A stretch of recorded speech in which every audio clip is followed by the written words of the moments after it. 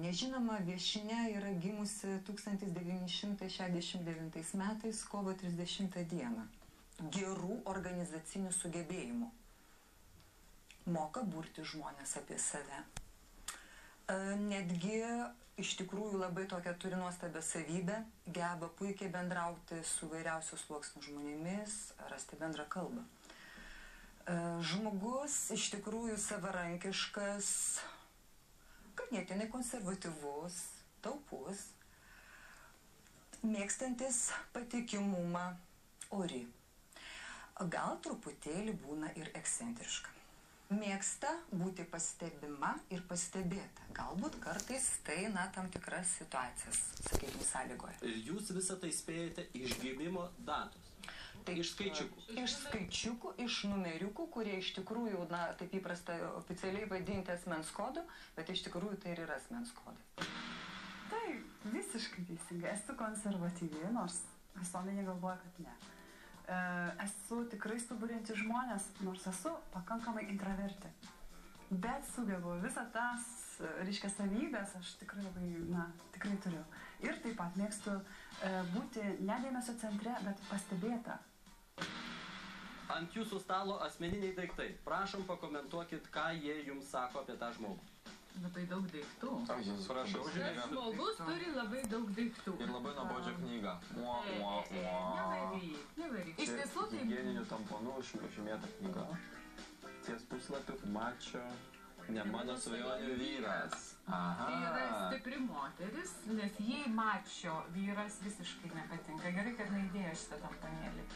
O temperamentas, jinai pabraukė vieną žodį, kuris buvo vafankulo žodelis. Ir mes puikiai žinom, ką tai reiškia. Aš sakyčiau, kad tai yra moteris, kuri domisi ne tik tai paprastų gyvenimų ir kaip įtikti vyrui, mačio vyrui, nes iš tiesų jinai pasibraukus net ir tą eilutę. Tai yra stipri asmenybė, kaip Eleonora ir sakė. Bet šiek tiek nervinga, nes nukramdytas pieštukas. Nicht perfekt und trotzdem glücklich.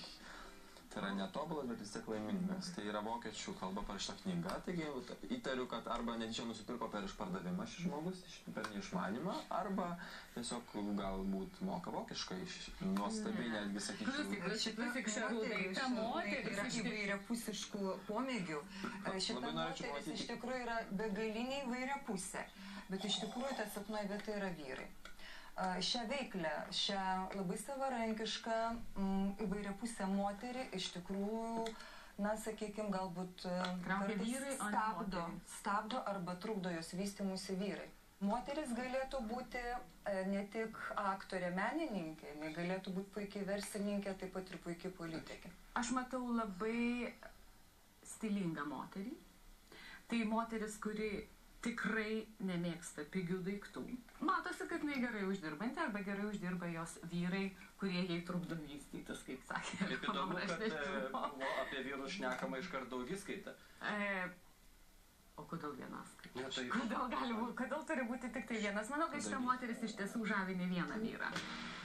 Aš kažkada medituodama supratau, kad jeigu aš turėčiau nuolatinį, ta prasme, vyrą kaip šeimos galvą, kur eina į darbą, aš ten būnu tikra ta standartinė žmona, aš negalėčiau vystytis kaip asmenybė, aš daug galbūt negalėčiau pasiekti, gal aš klystu, bet matomai yra kažkas tame tiesos, kad vyras neturėtų trukdyti mano vystymui, man yra kažkokia misija duota.